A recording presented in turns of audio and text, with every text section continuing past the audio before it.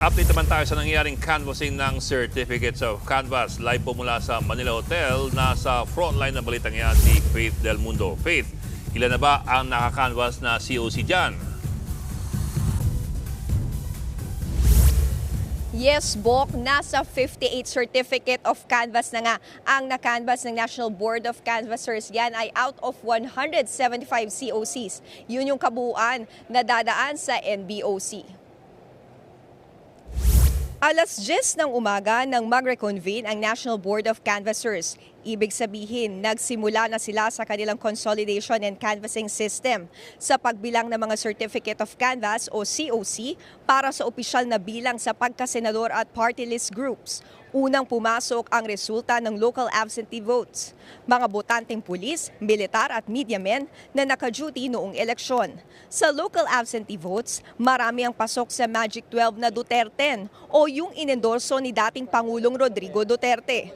Base sa tala ng COMELEC, nasa 71.87% na ng kabuang bilang ng overseas absentee votes ang naipadala na sa NBOC. Maagang nagsimula ang bumoto ang mga Pinoy abroad pero makailang beses na extend hanggang May 12 ng 12 noon ang kanilang internet voting.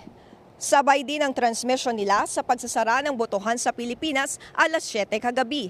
Ayon kay COMELEC Chairman George Garcia, nasa 175 COC ang ika-canvas, kung saan 82 ang mula sa probinsya, 26 mula sa highly urbanized cities, 64 ay mula sa overseas voting, isa mula sa local absentee voting at 2 mula sa District Board of Canvassers. Pag nakumpleto na ang canvassing, doon lang makakapagproklama ng senador at party list groups.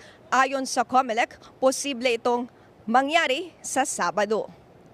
Bok, Mean, mag-aalas 8 nga ngayong gabi, nag-adjourn yung NBOC o National Board of Canvassers at magre-resume nga sila o magre-reconvene bukas ng umaga, alas 10 ng umaga.